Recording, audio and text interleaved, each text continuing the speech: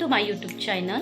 आज आम्ही चाललो आहोत देवाला। लास्ट व्हिडिओमध्ये जसं मी सांगितलं होतं की माझ्या भावाचं लग्न आहे, लवकरच येत आहे, तर त्यासाठीच आमची जी गावाकडलं जो देवी आहे त्याला मोठा देवी, त्याला आम्ही पत्रिका आणि नैवेद्य वगैरे घेऊन चाललो आहोत। चेहऱ्यावरून कळतच असून थोडंसं लवकर उठल्यामुळे जरा चेहरा कसा झाला आहे माझा, तर स्टे ट्यून, चला भेटूया, बाय।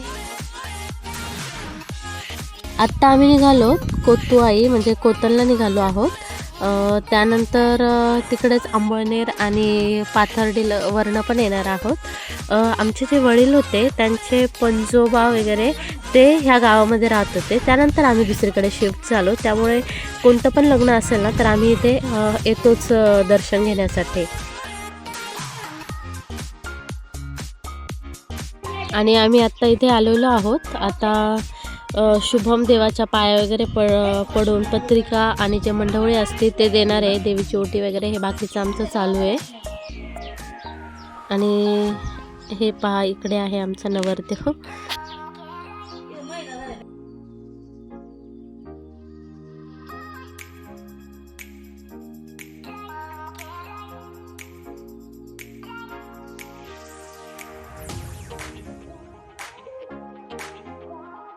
आणि इथं फायनली आमचं दर्शन वगैरे झालं आहे। आता आम्ही आंबळनेरला आसोबाला निघालो आहे। इथं महादेवाचं मंदिर आहे। मंदिर एवढं जास्त सुंदर आहे ना, हे पाहिजे, नंदी पण खूप जास्त भारी आहे।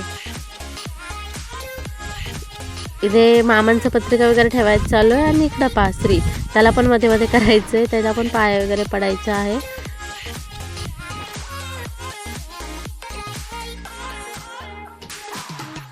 तिथे दर्शन घेतलं मंदिरामध्ये आणि त्यानंतर आम्ही बाहेर गेलेलो। इथे पण वरती बऱ्यापैकी मंदिर आहेत आणि आजूबाजूचा परिसर पण एवढा जास्त हिरवा आणि खूप जास्त छान वाटतं, एवढं फ्रेश वाटतं ना इथे।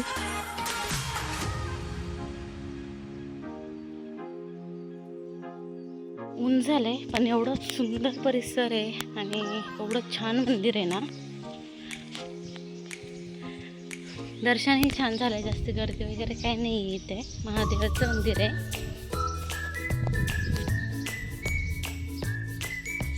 त्यानंतर आम्ही बाहेर आलो तर पाहतो पप्पांना हे फूल भेटलेलं, याचं नाव एक्झॅक्टली मला माहीत नाही आहे, तुम्हाला माहीत असेल तर मला कमेंटमध्ये नक्की सांगा। पण हे फूल पण मला खूप जास्त सुंदर वाटलं। आणि फायनली आमचं इथलं पण दर्शन झालं आहे। म्हटलं इथं छान असं आता थोडा टाईम रेस्ट करावा। टिफिन वगैरे तर आम्ही घरूनच घेऊन आलो होतो, त्यामुळे इथं जेवण वगैरे केलं। आणि नंतर पहा इथे मामाचं टरबूज कापणं चालू होतं, त्यामुळे आम्ही सर्वांनी छान असं एन्जॉय केलं इथे।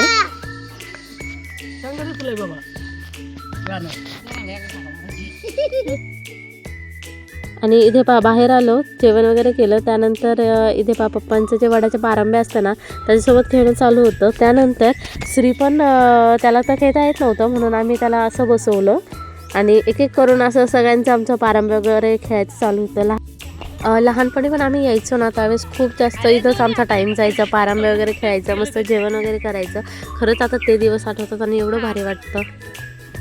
त्यानंतर इथे पप्पांचे आणि शुभमचं कॉम्पिटिशन चालू होतं की कोण जास्त टाईम खेळ।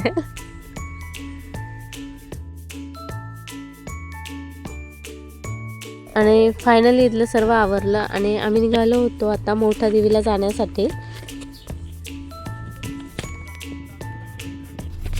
आणि इथे पहा श्री पण झोपेतनं उठला होता आणि मोठ्या देवीचं पण आलं। एवढं छान मंदिर आहे हे पण, इथं पण जाऊन एवढं भारी वाटलं ना।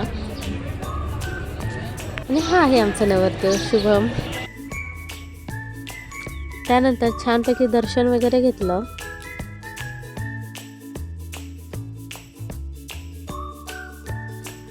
तुम्ही पण पटकन दर्शन करून घ्या आणि जर चॅनलला सबस्क्राईब केलं नसेल तर चॅनलला सबस्क्राईब करा अशाच छान ब्लॉगसाठी।